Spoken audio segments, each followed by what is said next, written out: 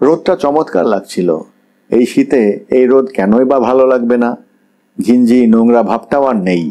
রাস্তা চওড়া নয়, কিন্তু বেশ ভালোই। আশেপাশে জনবসতি ফাঁকা হয়ে এসেছে।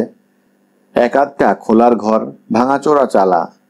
তালুকদার সাহেব চারিদিকে তাকাতে তাকাতে পথ হাঁটছিলেন। হঠাৎ একটা সিগারেট চেয়ে বসলেন আমার কাছে। প্যাকেটের সিগারেট তিনি তেমন পছন্দ করেন না, তবু কি মনে করে চাইলেন। আমি সিগারেট দিলাম, ধরিয়ে নিলেন তালুকদার সাহেব। একটা বেয়াড়া লরি আসছিল, বোধহয় কাঠ চালানের লরি। গাছের গুঁড়ি চাপানো রয়েছে। লরিটা চলে যাবার পর তালুকদার বললেন, এখানে কোনো গাড়ি টাড়ি ভাড়া পাওয়া যায় না? সুবিরদা বলল, না। ধরলে করলেও নয়। দু একজন কন্ট্রাক্টর আছেন, তাদের বললে যদি দেন। একবার চেষ্টা করে দেখো না। আমি বললাম, গাড়ি নিয়ে আপনি কি করবেন? কেন, তুমি কি ভাবছো একবার এসে চোখের দেখা দেখে গেলেই সব বুঝে যাবে? জায়গাটা ভালো করে দেখতে হলে বার কয়েক আসতে হবে ভাই। আমাকে বোধহয় ঠাট্টাই করলেন তালুকদার। আমরা হাঁটতে লাগলাম। গাছপালা ঘন হয়ে আসছিল। বড় বড় গাছ, বট, নিম, অশ্বত্থ, আরও কিছু কিছু চোখে পড়ছিল যার নাম আমি জানি না, চিনিও না।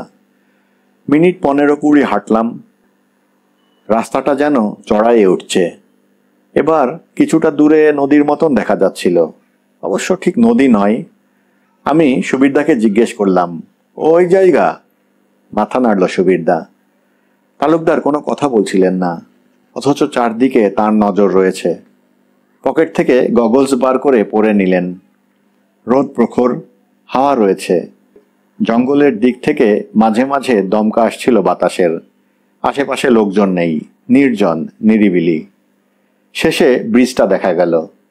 ওটাকে ঠিক ব্রিজ বলা যায় না অবশ্য, লম্বা কালভার্ট, পাশে লোহার রেলিং। নিচে একটা পাহাড়ি নদীর মতন, পাথরে পাথরে ভর্তি। চওড়া তেমন কিছু নয়, কিন্তু কালভার্ট থেকে অনেকটা নিচে সেই জলধারা। তালুকদার আরও খানিকটা এগিয়ে দাঁড়িয়ে পড়লেন। বললেন, আমরা কালভার্টটার ওপারে যাব, তাই না? হ্যাঁ, সুবিরদা বলল। আমরা আসবার সময় ঘটনাটা ঘটেছিল, ঠিক কালভার্টের মুখে।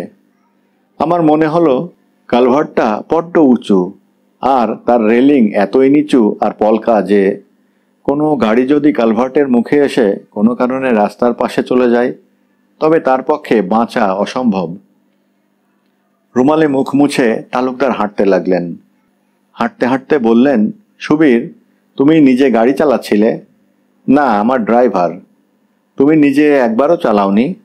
আমি সারা রাস্তায় বারদুই চালিয়েছি। গাড়ি ঠিক ছিল, কোনো ডিফেক্ট? খড়গপুরে ব্রেক গন্ডগোল করেছে, সারিয়ে নিয়েছিলাম। তালুকদার সুবিরদার দিকে তাকালেন একবার, কিছু বললেন না। আমরা কালভার্টের ওপর দিয়ে হাঁটছিলাম। কত যে নিচু হবে জলের ধারাটা বুঝতে পারছিলাম না। 4 তলা সমান হবে হয়তো। উঁচুতে আমরা হাঁটছি, নিচে শুধু পাথর আর পাথর, কোথাও কোথাও বালি।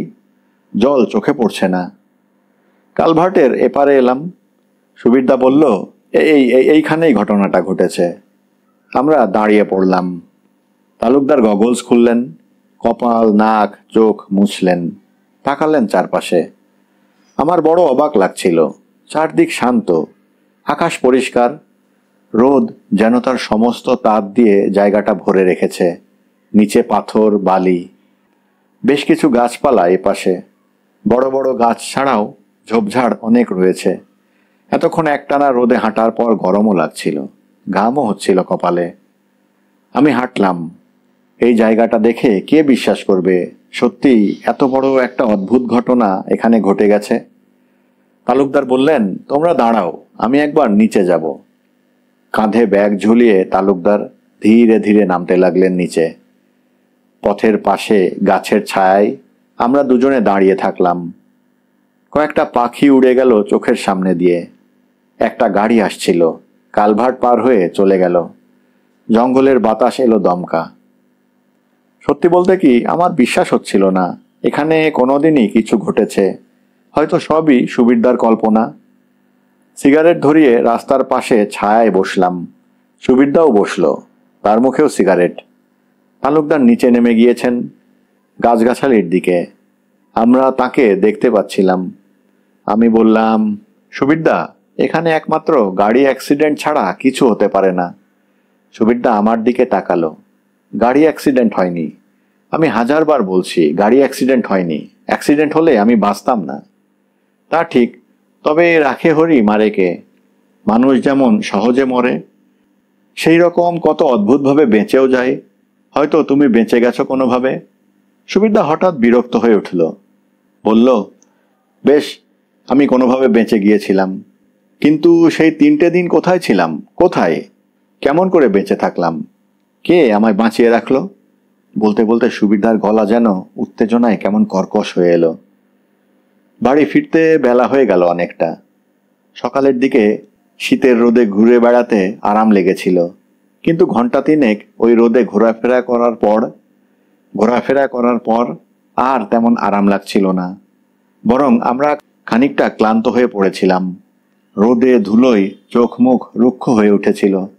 তালুকদারের নাকের ডগা রুমালের ঘষায় ঘষায় লাল, চোখ ছলছল করছে। একটা কথা স্বীকার করতেই হবে, আমি আর সুবিরদা যেন নিতান্তই তালুকদার সাহেবের সঙ্গী ছিলাম। ভদ্রলোক কিন্তু কম পরিশ্রম করেননি। খুঁটিয়ে খুঁটিয়ে অনেক কিছু দেখছিলেন, অবশ্য গাছপালা। কালভার্টের গা বেয়ে নিচে পর্যন্ত গাছপালা কম ছিল না। বড় গাছ 2-1টা, বাকি ছোট ছোট গাছ, আর অজস্র ঝোপঝাড়। তালুকদার তার ব্যাগ থেকে একটা জিনিস বার করলেন, যা দেখতে অনেকটা গুপ্তির মতন, তবে ছোট। দূরবীন গোছের কি একটা তার গলায় ঝুলছিল। সবচেয়ে যেটা অবাক ব্যাপার, তিনি খুব ছোট একটা যন্ত্র বার করলেন, যা দেখতে অনেকটা পকেট ট্রানজিস্টরের মতন, কিন্তু সেটা ঠিক ট্রানজিস্টর নয়। যন্ত্রটার একপাশে লম্বা একটা ছুঁচ, সেলাই মেশিনের ছুঁচের মতন লম্বা হবে। বোতাম টিপতেই সেটি একপাশে ওঠানামা করে। যন্ত্রটার গায়ে ছোট বড় 2-3 রকমের কাঁটা, দাগ, কি সব অঙ্কও লেখা আছে। মানুষের খ্যাপামির শেষ থাকে না। তালুকদার যতই পরিশ্রম করুন, আমি কিন্তু তেমন দেখছিলাম না, যাকে আমার রাক্ষুসে গাছ বলে মনে হয়। একটা সাধারণ শিমুল, গোটা 2 গাছ, যার পাতা খানিকটা জাম গাছের মতন দেখতে। এই সব মামুলি গাছ ছাড়া অন্য যা সবই তো ঝোপঝাড়। আমার কোনো কাজ ছিল না, কয়েকটা ছবি তুললাম শুধু। গাছপালার কাজ শেষ হলে আমরা কিছুক্ষণ পাথর টাথর, বালি, নালার মতন বয়ে যাওয়া একটু জল, সবই দেখলাম। কোথাও কিচ্ছু নেই, কোনো চিহ্নই নেই অত বড় ঘটনাটির। বাড়ি ফেরার সময় তালুকদারকে হতাশ ক্লান্ত দেখাচ্ছিল। কথাবার্তাও বলছিলেন না বেশি। বাড়ির কাছাকাছি এসে একবার শুধু তালুকদার বললেন, সুবীর, একটা গাড়ি জোটাতে পারো না কোনোভাবে? একটু সুবিধে হয়। সুবীরদা বলল, দেখি, চেষ্টা করব। স্নান খাওয়া দাওয়ার পর গা গড়িয়ে নিতে গিয়ে ঘুমিয়ে পড়েছিলাম দুজনেই। ঘুম যখন ভাঙল, তখন আর বিকেলের বিশেষ কিছু নেই। ফিকে রোদ শীত পড়ার আগেই যেন পালিয়ে যাচ্ছে। হাই তুলতে তুলতে উঠে চোখ মুখ ধুয়ে এসে শুনলাম তালুকদার সাহেব শেষ দুপুরেই কোথায় বেরিয়ে গিয়েছেন। করালিকে বলে গেছেন বিকেল নাগাদ ফিরবেন। আমি সুবীরদাকে বললাম, কোথায় গেলেন উনি বলো তো? কি জানি, আবার কি সেই জায়গায় গেলেন? তুমি আচ্ছা এক পাগল জুটিয়ে এনেছ সুবীরদা।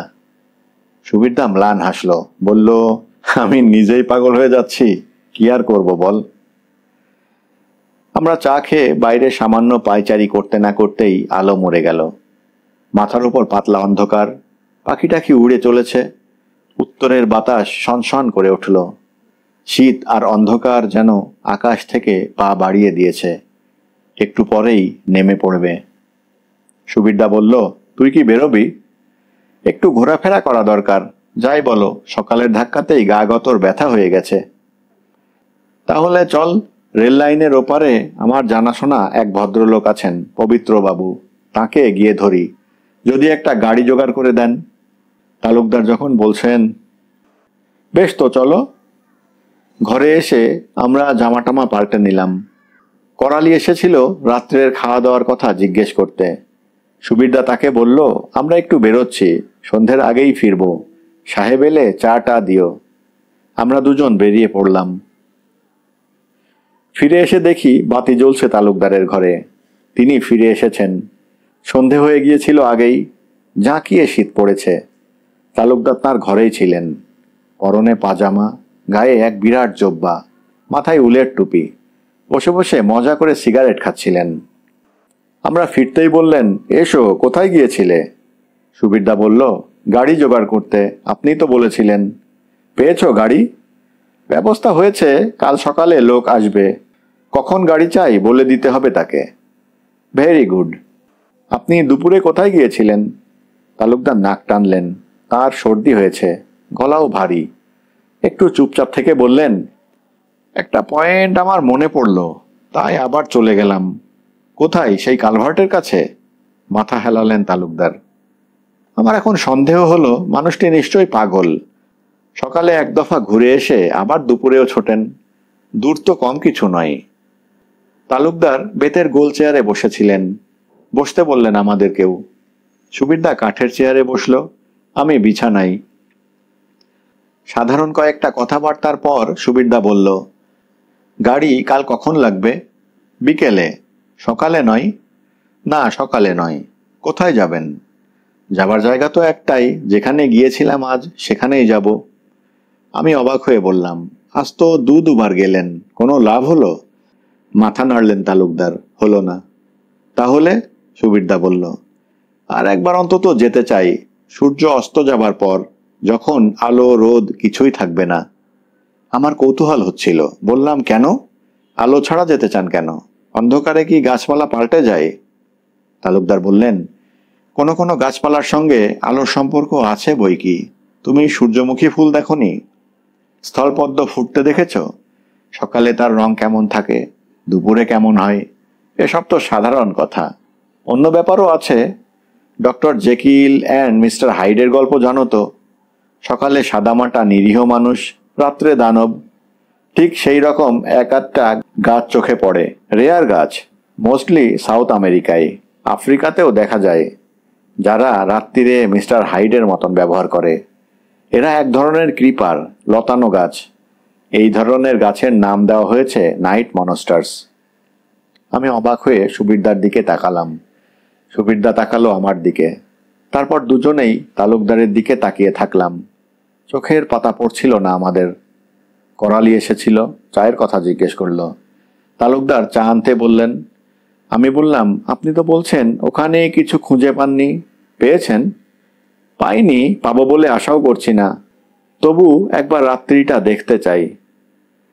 সাউথ আমেরিকার গাছ ঘাটশিলায় কেমন করে আসবে?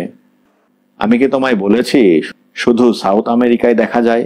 আমি বলেছি ওদিকেই বেশি। আফ্রিকাতেও চোখে পড়ে। ইউরোপেও 2-10টা কাছাকাছি গাছ কারো কারো নজরে এসেছে। আমাদের দেশে সেই গাছ কেমন করে আসবে? তালুকদার একটু হাসলেন। সেটা ভগবানই জানেন, আমি বলতে পারবো না। তবে কি জানো জগদীশ, এই দেশে হিমালয় থেকে শুরু করে আসামের জঙ্গল, আর তোমার নীলগিরি পাহাড় থেকে বিন্ধ্য পর্যন্ত কত রকমের গাছপালা আছে, তার সঠিক হিসেব কেউই রাখে না। আমি কিন্তু তোমায় বলছি না আমাদের দেশে নাইট মনস্টার্স আছে, আমি বলছি থাকতেও পারে। কে বলতে পারে নেই? আমি যেন থতমত খেয়ে চুপ করে গেলাম। সুবিরদা বলল, আপনি কি কোনো লতানো গাছ দেখেছেন এখানে? মাথা দুলিয়ে তালুকদার বললেন, লতানো গাছ ঝোপঝাড়ে কোথায় না থাকে। নিচে ফণিমনসার ঝোপ, তার পাশে বুনোলতা। ঝোপ একেবারে ঢেকে ফেলেছে।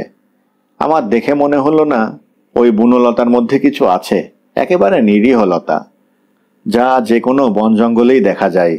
তবে ঝোপঝাড় যেভাবে ঢেকে ফেলেছে লতায়, ভেতরে কিছু দেখা যায় না। আমি নিঃশ্বাস ফেলে বললাম, ওটা তাহলে মনস্টার নয়? মনে হচ্ছে না মনস্টার, তবে একবার রাত্রিরে দেখতে চাই। আমরা সবাই চুপচাপ, যে যার মতন কল্পনা করছিলাম, ভাবছিলাম। শেষে আমি আবার তালুকদারকে জিজ্ঞেস করলাম, আচ্ছা ধরুন যদি এমনই হয়, ওই বুনোলতা রাত্রিরে মনস্টার হয়ে ওঠে, তাহলে আপনি কি মনে করেন ওই রাক্ষুসে লতা সুবিরদার বন্ধুদের খেয়ে ফেলেছে? আমার কথা বলার ঢং দেখেই বোঝা গেল পুরো ব্যাপারটাকেই হাস্যকর মনে করছি। সত্যি বলতে কি, আমি যেন ইচ্ছে করেই অবিশ্বাসের ভান করলাম। আসলে আমার মাথায় কেমন গোলমাল হয়ে যাচ্ছিল। তালুকদার বললেন, হু টোল্ড ইউ দ্যাট? আমি তো বলিনি মনস্টার কৃপার মানুষ খাই, বলেছি? আমরা হতভম্ব। মানুষ যদি না খায় তবে সেই বুনো লতা দানব হোক, রাক্ষস হোক, কি যায় আসে আমাদের? ওই গাছ নিয়ে মাথা ঘামিয়েই বা লাভ কি? করালি চা নিয়ে এলো। কাঠের ছোট ট্রে, বড় একটা টিপট, 3টে কাপ। করালি চা ঢেলে দিল। আমরা যে যার মতো নিলাম। চলে গেল করালি। সুবিরদা বলল, আমার বন্ধুদের সঙ্গে ওই গাছের কিসের সম্পর্ক তাহলে? তালুকদার চায়ে চুমুক দিলেন, তাকালেন সুবিরদার দিকে, বললেন, তুমি ঠিকই বলেছ, কিসের সম্পর্ক? সম্পর্কটা এমনিতে বোঝা যাবে না। তবে ধরো যদি এমন হয় ওই ঝোপের অনেক তলায় তোমার বন্ধুরা মরে পড়ে আছে, আর তার উপর রোজ কয়েক প্রস্থ করে ওই লতা ছড়িয়ে যাচ্ছে, তাহলে কেমন হয় ব্যাপারটা? সুবিরদা কিছু বুঝলো না, বোকার মতো বলল, মানে? মানে মানে ব্যাপারটা হলো, মাটি কিংবা বালি খুঁড়ে কাউকে কবর দিলে যেমন হয়, প্রায় সেই রকম। তালুকদার সিগারেট পাকাতে পাকাতে বললেন, ওই লতা গাছ তোমার বন্ধু টন্ধুদের এমন করে ঢেকে ফেলেছে যে বলতে পারো ওই লতার তলায় তারা ডুবে গেছে। আমি সুবিরদার দিকে তাকালাম, তারপর তালুকদারের দিকে। বললাম, সেটা কি সম্ভব? তালুকদার বললেন, যদি এমন হয় ওই বুনলতার মধ্যে মনস্টার ক্রিপারের ক্যারেক্টার থাকে, তাহলে সেটাই সম্ভব। এটা অবশ্য খুবই অদ্ভুত, বিশ্বাস করা যায় না, কিন্তু ওই জাতের লতা গাছের চরিত্র হলো যে কোনো প্রাণী তার খপ্পরে পড়লে প্রতি ঘন্টায় তার বাড় সাধারণ বাড়ের প্রায় 30-40 গুণ বেড়ে যায়। তার যতগুলো লিকলিকে ডালপালা আছে দেখতে দেখতে বাড়তে থাকে, পাতাগুলোও বড় হয়ে যায়, আর শিকারটাকে চারপাশ থেকে জড়িয়ে ক্রমেই সেটাকে একেবারে ঢেকে ফেলে। কিন্তু এরা প্রাণী খেকো নয়। সুবিরদা চা খাচ্ছিল, আমার দিকে তাকালো। আমিও চায়ে চুমুক দিলাম, আরাম লাগছিল। সুবিরদাই কিছু বলতে যাচ্ছিল, তার আগেই তালুকদার বললেন, এই জাতের লতার নামে গল্পও আছে। গল্পটা আমার ঠিক মনে নেই, তবে মোটামুটি বলতে গেলে একটি দেব শিশুকে বাঁচাবার জন্যে জলের ধারের শ্যাওলাকে দেবদেবীরা আদেশ করেছিলেন। দেবতাদের আশীর্বাদে সেই শ্যাওলা বিরাট লতার চেহারা নেয় এবং বংশধরটিকে ঢেকে রাখে। দেবদেবীর কৃপায় সেই গাছ নাকি তখন থেকেই মায়াবী, বলে তালুকদার হাসলেন। দেবদেবীর কৃপা পেয়েই হোক আর না হোক, কিছু অদ্ভুত লতাপাতা গাছ কিন্তু পৃথিবীর কোনো আদিমকাল থেকে রয়ে গেছে। অনেক গাছ হারিয়ে গেছে, শেষ পর্যন্ত আর এই পৃথিবীতে টিকতে পারেনি। আবার কোনো গাছ স্বভাব চরিত্র পাল্টাতে পাল্টাতে এখনো টিকে আছে, হয়তো 200-500 বছর পরে আর থাকবে না। চা নামিয়ে রেখে আমি বললাম, আপনার ধারণা যদি সত্যি হয়, মানে ধরে নেওয়া যাক আপনি যা বলছেন তাই ঘটেছে, তাহলে এবার আপনি বলুন, একমাত্র সুবিরদাকে ছেড়ে দিয়ে কেন এই রাক্ষুসে গাছ অন্যদের ঢেকে ফেলবে? তালুকদার সিগারেট ধরালেন, বললেন, কথাটা ভেবেছি, এর একটিমাত্র জবাব হতে পারে। জিপ অ্যাক্সিডেন্টের পর যখন গাড়িটা গড়িয়ে পড়ে যাচ্ছিল, তখন সুবীর কোনোভাবে ছিটকে বেরিয়ে যায়। সে ওই ঝোপের মধ্যে পড়েনি, কাজেই বেঁচে গেছে। মাথা নাড়ল সুবিরদা জোরে জোরে, বলল, আমার কোনো অ্যাক্সিডেন্ট হয়নি। অ্যাক্সিডেন্ট হলে 3 দিন আমি কোথায় পড়ে থাকলাম? তালুকদার বললেন, জানি না, হয়তো কাছাকাছি কোথাও অজ্ঞান হয়ে পড়েছিলে। সুবিরদা স্বীকার করল না। আমি বললাম, আমার একটা প্রশ্ন আছে, যদি সুবিরদার বন্ধুদের ওই রকম দশাই হয়ে থাকে, তাহলে তারা কবেই মারা গেছে? কুকুর বেড়াল মরে পড়ে থাকলেও দুর্গন্ধ বেরোয়, আর 2-3টে মানুষ মরে পড়ে থাকলে পচা গন্ধ বেরোবে না? রাইট, তালুকদার বললেন, তুমি ঠিক বলেছ, এটা বড় পয়েন্ট, আমি ভেবেছি। বলে তিনি আবার একটু চা খেলেন, টান দিলেন সিগারেটে। সুবিরদার দিকে তাকিয়ে বললেন, যদি আমরা ধরে নিই সুবীরের বন্ধুদের ওই দশা, মানে যে দশার কথা বলছি তাই হয়েছে, তবে আমার ধারণা 2-3 দিনের পর থেকে পচা গন্ধ বেরোনো উচিত ছিল।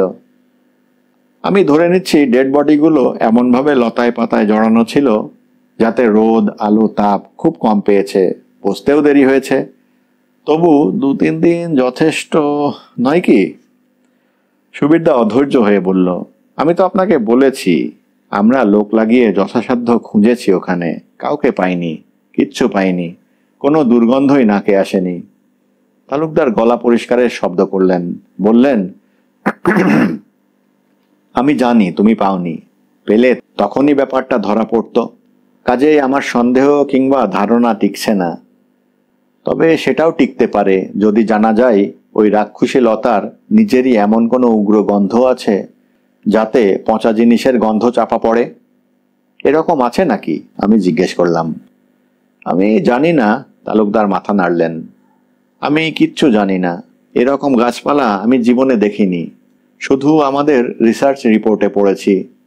তবে একটা কথা আমি বলতে পারি, যদি এমন কোনো লতাপাতা এখানে থেকেই থাকে তাহলে এতদিনে তার যা গ্রোথ হয়েছে সেই বিশাল জঙ্গল থেকে কাউকে খুঁজে বার করা বোধহয় সম্ভব না। সুবিরদা আমার দিকে অসহায়ের মতো তাকালো। আমি তালুকদার সাহেবের কথা বিশ্বাস করলাম না। এমন হতে পারে বলে মনে হলো না আমার। কালভার্টের নিচে ঝোপ জঙ্গল যথেষ্টই রয়েছে, তবে নিশ্চয়ই এমন ঘন ঝোপ জঙ্গল নেই যা 2-3টে মানুষ এবং একটা গাড়িকে পুরোপুরি লুকিয়ে ফেলতে পারে। চা খাওয়া শেষ হয়ে গিয়েছিল আমাদের, 3জনেই চুপচাপ। খানিকটা পরে আমি তালুকদারকে বললাম, আচ্ছা একটা কথা বলবো। বলো। আমার এক মেসোমশাই একটা কথা বলেছিলেন, মানে অনুমান করেছিলেন। তিনি বলেছিলেন অন্য কোনো গ্রহ থেকে কোনো জীবটিপ এসে যদি ওইভাবে ছোঁ মেরে নিয়ে গিয়ে থাকে সুবিরদাদের। আপনি কি মনে করেন এরকম কিছু হওয়া সম্ভব? আমার দিকে তাকিয়ে থাকলেন তালুকদার। আর চোখের পাতা ফুলে রয়েছে সামান্য, ছলছল করছে চোখ। রুমালে নাক মুখ মুছলেন। উনি কোনো কথাই বলছিলেন না। আমরা উদ্গ্রীব হয়ে বসেছিলাম।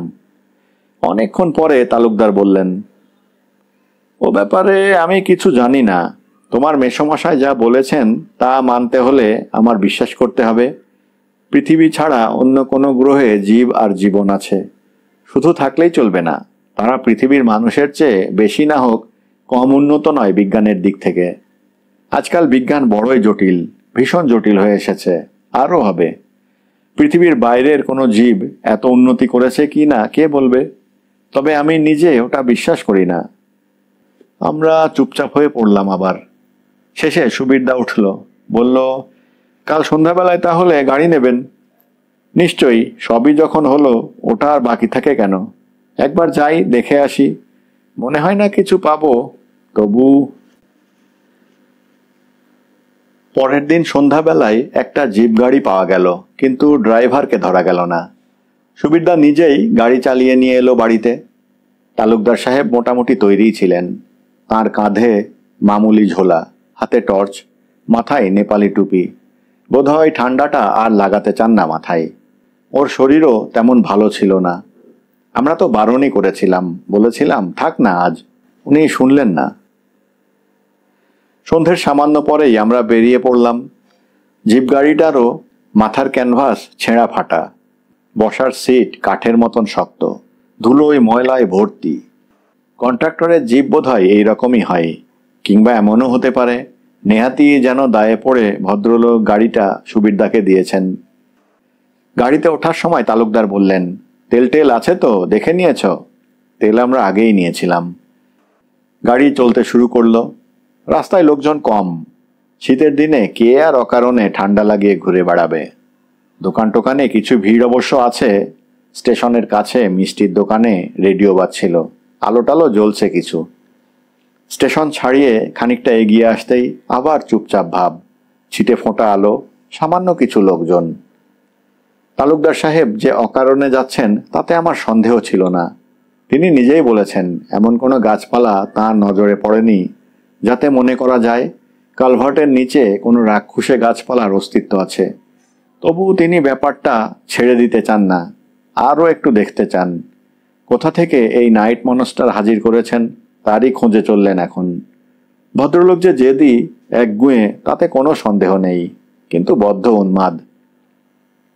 উন্মাদ না হলে মানুষের মাথায় এসব উদ্ভট জিনিস কেমন করে আসে? তালুকদারের কথাবার্তা আমার বিশ্বাস হয়নি, বরং বিশ্বাস যদি করতেই হয় সুকুমার মেসোমশায়ের কথা আমি বিশ্বাস করব। গ্রহান্তরের জীবদের তবু হয়তো বিশ্বাস করা যায়, কিন্তু নিরীহ গাছপালার এরকম আসরিক কাণ্ড কারখানা বিশ্বাস করতে আমার রুচি হচ্ছিল না। তালুকদার গলায় মাফলার বেশ ঘন করে জড়িয়ে নিয়ে বললেন, সুবীর, তুমি বরং আমাকে দাও, আমি চালাই। সুবীরদা থতমত খেয়ে বলল, কেন? দাও না আমাকে, তুমি বোধহয় নার্ভাস হয়ে পড়ছো। নার্ভাস? তোমার হয়তো সেদিনের কথাই মনে পড়ছে বেশি, মন অস্থির হয়ে পড়ছে, আমায় দাও। আমি খুব একটা খারাপ গাড়ি চালাই না। সুবিরদা গাড়ি থামালো। আমরা পাশাপাশি তিনজনে বসলাম, সুবিরদা, তালুকদার, আমি। গাড়ি থামিয়ে সুবিরদার নিচে নামলো। তালুকদার সরে গেলেন ড্রাইভারের সিটে। সুবিরদা ঘুরে এসে আমার পাশে বসলো। আমি তালুকদারের দিকে সরে গেলাম। আগে আমি কিছু বুঝতে পারিনি। সুবিরদা আমার পাশে এসে বসার পর তার চোখ মুখ দেখে আমার মনে হলো সত্যি সুবিরদাকে কেমন নার্ভাস দেখাচ্ছে। তালুকদার গাড়ি চালাতে লাগলেন। সুবিরদা হঠাৎ একটা সিগারেট চাইলো আমার কাছে। গাড়ি চালাতে চালাতে তালুকদার বললেন, তুমি না বলছিলে সুবীর, সেদিন রাস্তায় তোমরা ঝড় বৃষ্টি মাথায় নিয়ে এসেছিলে? হ্যাঁ, তবে গিধনির পর আর বৃষ্টি পাইনি। আকাশে মেঘ ছিল, তা ছিল। রাস্তাও নিশ্চয় ভেজা ছিল। এদিকেও তো ঝড় বৃষ্টি হয়েছিল। জোরে আসছিল? না। সামান্য চুপ করে থেকে তালুকদার বললেন, কালভার্টের মুখে যেখানে তোমাদের গাড়ি থেমে গিয়েছিল বলছো, সেখানে একটা বাঁক আছে, মানে একটা কার্ভ শেষ হয়েছে ওই মুখটায়। তোমাদের গাড়ি ভিজে রাস্তায় কার্ভের ওই পয়েন্টটায় যদি স্কিড করে, সাংঘাতিক একটা অ্যাক্সিডেন্ট হওয়া সম্ভব। সুবিরদা অসন্তুষ্ট হলো, বলল, অ্যাক্সিডেন্ট হয়নি। তালুকদার চুপ করে গেলেন। আমরা অনেক দূর চলে এসেছিলাম। আর কোথাও জনবসতি নেই, একেবারে নির্জন। এক ফোঁটা আলো চোখে পড়ছে না, ঘুটঘুটে অন্ধকার চারিদিকে। দুপাশে গাছপালা যেন আমাদের গায়ে এসে পড়ছে। দিনের বেলায় এই জায়গাটা যেমন দেখাচ্ছিল, এখন আর সেরকম দেখাচ্ছে না। এখন বড় নির্জন, স্তব্ধ, ছমছমে দেখাচ্ছিল। গাড়ির হেডলাইট যদি জ্বালা না থাকতো, আমি অন্তত এই অন্ধকারে ভয় পেয়ে যেতাম। আর একটু পরেই সেই কালভার্ট। তালুকদার গাড়ির গতি একেবারে কমিয়ে দিলেন।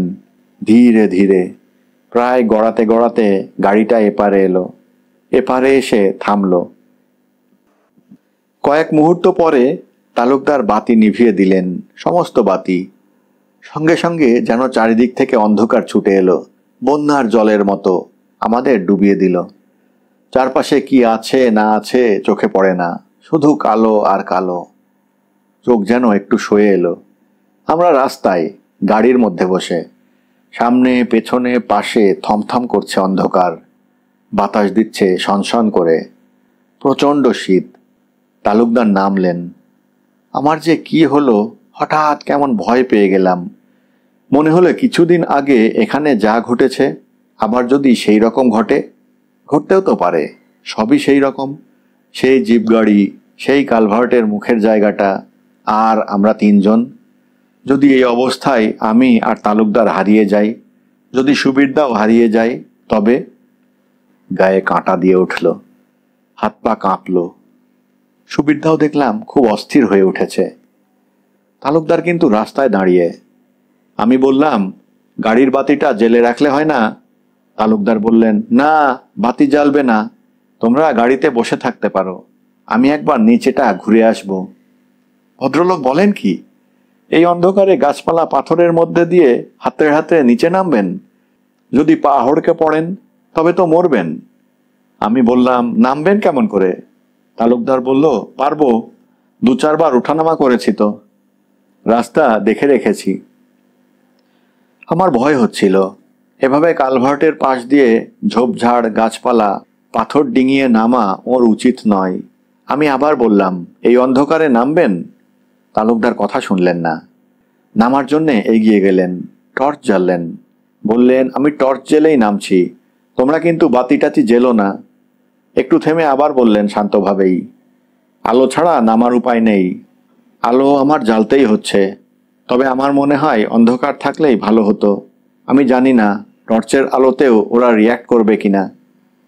সুবিরদা রাস্তায় নেমে পড়ল, আমিও নামলাম। একজন এতটা ঝুঁকি নিয়ে নিচে নেমে যাচ্ছেন, আমরা কেমন করে বসে থাকি? সুবিরদা বলল, আপনি এত রিস্ক নিচ্ছেন কেন, যদি কিছুই না দেখতে পান? তোমরা ভেবো না, একবার ঘুরে আসি। তালুকদার বললেন, না পেলে না পাবো, তবু একবার যাই। কথা শোনার মানুষ তালুকদার নন। তিনি রাস্তার পাশ দিয়ে নামতে লাগলেন ধীরে ধীরে।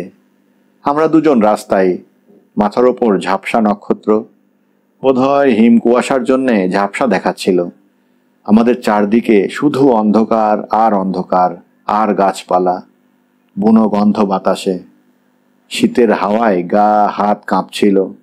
আমার মাফলার ছিল সঙ্গে, কান মাথা জড়িয়ে নিলাম।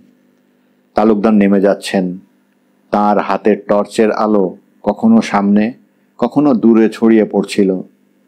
সিগারেটের প্যাকেট বের করলাম। এভাবে দাঁড়িয়ে থাকা যায় না। সুবিরদাকে সিগারেট দিলাম। নাও, গরম হয়ে নাও। সিগারেট ধরানো গেল। তোমার তালুকদার কিন্তু ম্যাড, আমি বললাম। আজকের এই দুর্ভোগ কিন্তু ওর জন্যে।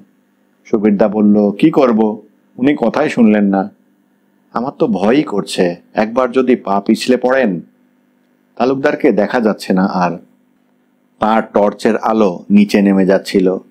এঁকে বেঁকে তিনি নামছেন। মাঝে মাঝে আলো আড়াল পড়ে যাচ্ছিল। নিচে জোনাকি উঠছে। আমরা তখনও নিচে। বাতাসের শব্দ ছাড়া কোনো শব্দ নেই চারিদিকে। এই অবস্থায় দাঁড়িয়ে থাকতে ভয়ই হয়। সুবিরদা, বল, তুমি তালুকদারের কথা বিশ্বাস করো? না, করি না। কিন্তু আমার বিশ্বাস অবিশ্বাসের কিছু নেই আর। সবই বিশ্বাস্য, আবার কোনোটাই বিশ্বাস করা যায় না। কথা বললাম না। সত্যি সুবিরদার বেলায় যা ঘটেছে তা কি বিশ্বাস্য?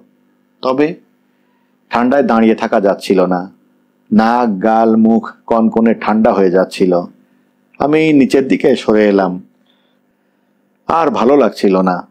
এখানে এইভাবে আসা, দাঁড়িয়ে থাকা অর্থহীন। কোনো মানে নেই এই নির্বোধের মতো অভিযানের। কতক্ষণ সময় কেটে গেল জানি না। হঠাৎ সুবিরদা বলল, যোগু, তুই আলো দেখতে পাচ্ছিস নাকি? আমি দেখতে পাচ্ছি না।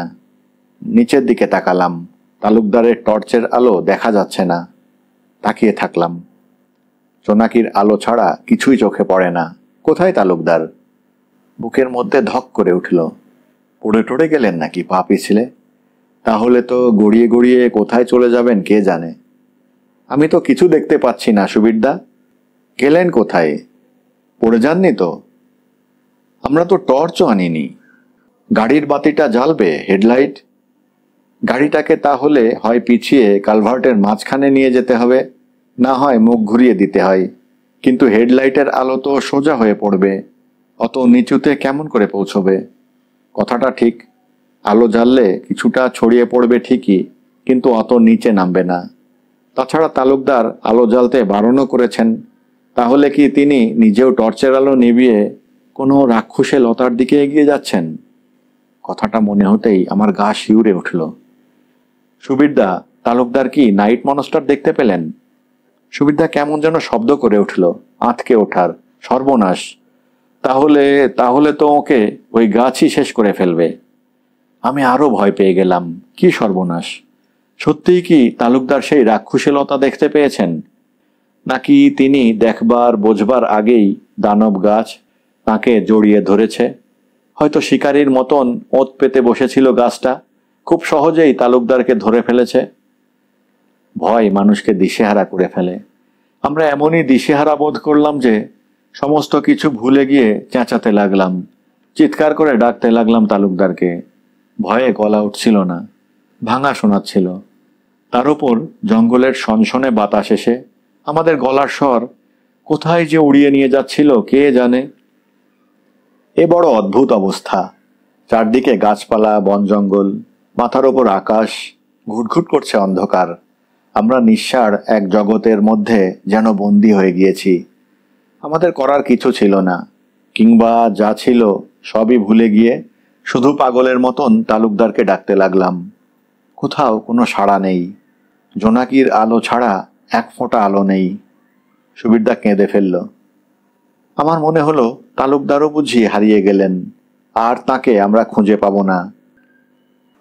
হঠাৎ সুবিরদার মাথায় কি এলো। কয়েক পা ছুটে গিয়ে জিপের হর্ন বাজাতে লাগলো একটানা। আমি পাথরের মতন দাঁড়িয়ে থাকলাম। আচমকা, একেবারে আচমকা নিচে থেকে আলোর সাড়া এলো। আলোটা জ্বলল, ওপরে এসে কালভার্টের গায়ে পড়ল। সুবিরদা হাত উঠিয়ে নিল হর্ন থেকে। আমার বুক তখনও কাঁপছে, হাত পা ঠান্ডা। তবু নিঃশ্বাস ফেলতে পারলাম স্বস্তির। তালুকদার বেঁচে আছেন। সুবিরদা যেন মাইলখানেক পথ ছুটে এসেছে, হাঁপাতে লাগলো, নিঃশ্বাস নিচ্ছিল শব্দ করে। তালুকদার উঠে আসছেন, তার টর্চের আলো চোখে পড়ছিল আমাদের। আমরা তার অপেক্ষায় দাঁড়িয়ে থাকলাম। সময় যেন আর কাটতে চায় না। তালুকদারকে যেন একবার দেখতে পেলে বেঁচে যাই। তালুকদার প্রায় উঠে এসেছেন, আর সামান্য মাত্র। হঠাৎ গাড়ির শব্দ পাওয়া গেল। চমকে উঠে আমরা আমাদের জিপের দিকে তাকালাম। রাস্তার এক পাশে দাঁড়িয়ে আছে। শব্দটা তাহলে কোথায়? মনে হলো কোনো গাড়ি উল্টো দিক থেকে এগিয়ে আসছে। সোজা এসে আমাদের গাড়ির মুখোমুখি ধাক্কা লেগে যেতে পারে। অবশ্য লাগবে না। তালুকদার আমাদের জিপটাকে যতটা পারেন রাস্তার পাশ করে রেখেছেন। খুবই আশ্চর্য, একটা গাড়ি আসছে অথচ তার কোনো আলো নেই। এই অন্ধকারে কেমন করে আসছে গাড়িটা? তালুকদার ততক্ষণে উঠে এসেছেন। তোমরা এত চেঁচামেচি করছিলে কেন? তালুকদার বললেন। সুবিরদা সে কথার কোনো জবাব দিল না। বলল, শব্দটা শুনতে পাচ্ছেন? তালুকদার কান পাতলেন। গাড়ির শব্দ? কোথায়, কোন দিক থেকে আসছে? তালুকদার টর্চের আলো দিয়ে উল্টো দিকটা দেখালেন। আমরাও ওই দিকটার কথা ভেবেছিলাম। আমি বললাম, গাড়িটা কেমন করে আসছে এই অন্ধকারে? আলো কই? তালুকদার বললেন, বোধহয় আলো খারাপ হয়ে গেছে। সুবিরদা বলল, হতে পারে, তাই ধীরে ধীরে আসছে। গাড়িটা যেন আরো কাছে এগিয়ে এলো। শব্দ স্পষ্ট। সুবিরদা বলল, জিপ। শব্দ শুনে মনে হচ্ছে। মাকের আড়াল থেকে বেরিয়ে এলো গাড়িটা। তালুকদার আলো ফেললেন টর্চের। একটা জিপ গাড়ি ক্রমে কাছে এলো, হর্ন দিল। তারপর আমাদের গাড়ির পাশ দিয়ে সোজা কালভার্টে উঠে গেল। সুবিরদা হঠাৎ চেঁচিয়ে উঠল, আমার জিপ! কথাটা আমার কানে গেলেও ভালো করে বুঝতে পারলাম না। তোমার জিপ মানে? আমার গাড়ি, অবিকল আমার গাড়ির হর্ন। তালুকদার বললেন, কি বলছো তুমি? সুবিরদা তালুকদারের হাত চেপে ধরল। আমার ভুল হতে পারে না, আমি বলছি আমার জিপ, সেই ইঞ্জিনের শব্দ, সেই হর্ন। আমি হতভম্ব। সুবিরদার জিপ আজ এতদিন পরে এভাবে কেন আসবে? কে নিয়ে আসবে? সুবিরদা উত্তেজিত হয়ে পড়েছিল। বলল, আমার গাড়ি, আমি চিনি। ও গাড়ি আমার ছাড়া কারুর নয়। তালুকদার বোধহয় বুঝতে পেরেছিলেন। বললেন, তাহলে দেরি করে লাভ নেই, চলো গাড়িটাকে ফলো করি। আমরা তিনজনে গাড়িতে উঠে এলাম। তালুকদারই স্টিয়ারিং ধরলেন। গাড়ির মুখ ঘুরিয়ে আমরা আবার ঘাটশিলার দিকে ফেরত যেতে লাগলাম। হেডলাইট জ্বলছিল। তালুকদার কিছু বলতে যাচ্ছিলেন, তার আগেই বললাম, আপনি কিছু পেলেন নিচে? না। তাহলে? আমার যেটুকু সন্দেহ ছিল তা ভুল। সুবিরদা বলল, তার গলা কাঁপছিল। কিন্তু আমার জিপটা এতদিন পরে কি করে ফিরে এলো? তালুকদার কোনো জবাব দিলেন না এ কথার। আমি বললাম, গাড়িতে লোক ছিল, দেখেছি। তালুকদার বললেন, আমিও দেখেছি। গাড়িটা যখন পাশ দিয়ে চলে যাচ্ছিল টর্চের আলো ফেলেছিলাম, লোক ছিল। সুবিরদা থরথর করে কাঁপছিল। কজন দেখেছেন? ঠিক লক্ষ্য করতে পারিনি। আমার হাত চেপে ধরল সুবিরদা। হাতের তালু বরফের মতন ঠান্ডা। তুই কজনকে দেখেছিস? আমিও তেমন করে লক্ষ্য করিনি, তবে লোক ছিল। বললাম, পেছনে তো দুজন ছিলই। সুবিরদা আমার হাত প্রাণপণে চেপে ধরল। তালুকদার একটু জোরেই গাড়ি চালাচ্ছিলেন, সামনের গাড়িটাকে ধরতে চান। অন্যমনস্কভাবে তালুকদার বললেন, আমি কিছুই বুঝতে পারছি না সুবীর। যদি বিশ্বাস করে নিতে হয় কোনো অদ্ভুত কারণে, কি কারণ আমি জানি না, তোমার গাড়ি, তোমার বন্ধু বান্ধব সেদিন হঠাৎ যদি অন্য কোনো ডাইমেনশনে চলে গিয়ে থাকে, তবেই এই আশ্চর্য অদ্ভুত জিনিস হয়তো সম্ভব। অন্য ডাইমেনশন? আমি অবাক হয়ে বললাম। তালুকদার বললেন, ব্যাপারটা আমি বুঝিনি, তবে ফোর্থ ডাইমেনশন নিয়ে আজকাল আকসার কথাবার্তা হয় বলে নিজের মনেই বিড়বিড় করলেন। ভগবান জানেন কেন কেমন করে ওসব হতে পারে। আমি বললাম, আপনি কি বলতে চান? সেই ডাইমেনশন থেকে আবার লোকজন, গাড়ি ফিরে এসেছে? জানি না, হতে পারে। কেমন করে সম্ভব? গাড়িটা ছিল কোথায়? লোকজনরা বেঁচেই বা থাকবে কেমন করে? আমায় জিজ্ঞেস করো না, আমি কিচ্ছু জানি না।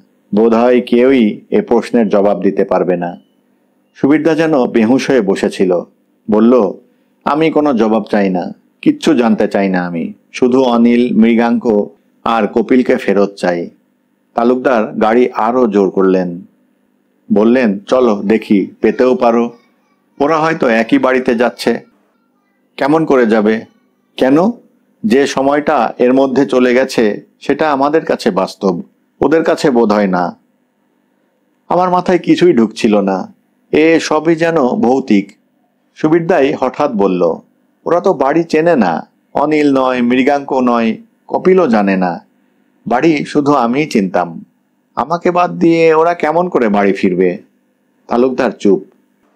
আমি ব্যাকুল হয়ে থাকলাম। তালুকদার কিছু একটা বলুন। কি যে হলো বুঝলাম না। তালুকদার হঠাৎ গাড়িটাকে যেন লাফ মেরে এগিয়ে দিলেন।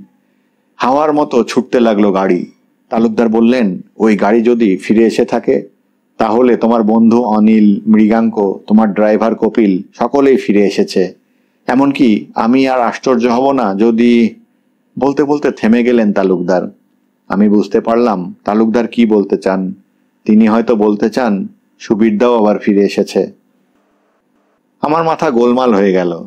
এ কখনো হয় না, হওয়া সম্ভব নয়। আমার পাশে যে সুবিরদা বসে আছে তার সবটাই আসল, আমি জানি। অন্য কোনো সুবিরদা আসতে পারে না, অসম্ভব। সুবিরদার বন্ধুরা ফিরে আসুক, অনিল, মৃগাঙ্ক, কপিল সবাই আসুক, কিন্তু অন্য সুবিরদা যেন না আসে। আমার কিছু করার ছিল না। উত্তেজনায়, ভয়ে সমস্ত শরীর কাঁপছিল। ঈশ্বরের কাছে প্রার্থনা করছিলাম সামনের গাড়িটাকে যেন আমরা রাস্তার মধ্যে ধরে ফেলতে পারি।